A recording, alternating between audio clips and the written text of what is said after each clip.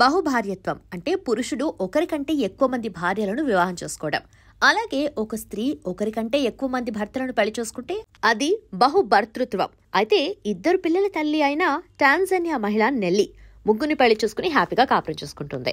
ముగ్గురు భర్తలతో తన 2 ఏళ్ల మ్యారీడ్ లైఫ్ ఎంత హ్యాపీగా ఉందో తనే స్వయంగా చెప్పింది. అయితే ఒక స్త్రీలా ఉమ్మడి సంసారం చేయటం టాంజానియా సమాజంతో పాటు మిగతా ప్రపంచాన్ని కూడా ఆశ్చర్యపరిచింది. నిజానికి ఆమెకు 4 భర్తలు. ఫస్ట్ హస్బెండ్ కారు ప్రమాదంలో పోయాడు.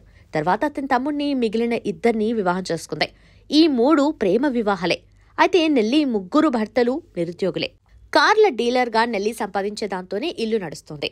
నెల్లీ తన భర్తలతో కలిసి ఒకే ఇంట్లో ఉంటుంది. ఒక్కొక్కరికి ఒక్కో బెడ్రూమ్ కూడా ఉంది. ముగ్గురిలో ఎవరితో ఎంతసేపు గడపాలనే డెసిషన్ నెల్లీదే. వారానికి స్కెడ్యూల్ వేస్తుంది. 3 భర్తలు ఆమెకు సమానమేనట. వాళ్లు కూడా ఎంతో అన్యోన్యంగా తమ ఉమ్మడి భార్య విషయంలో సంతోషంగానే ఉన్నారు. అయితే టాంజానియా చట్టాల ప్రకారం అక్కడ బహుభార్యత్వం తప్పు కాదు, కానీ బహుభర్తృత్వం మాత్రం తప్పు. కేసు పెడితే నెల్లీకి 3 ఏళ్ల జైలు శిక్ష పడొచ్చు.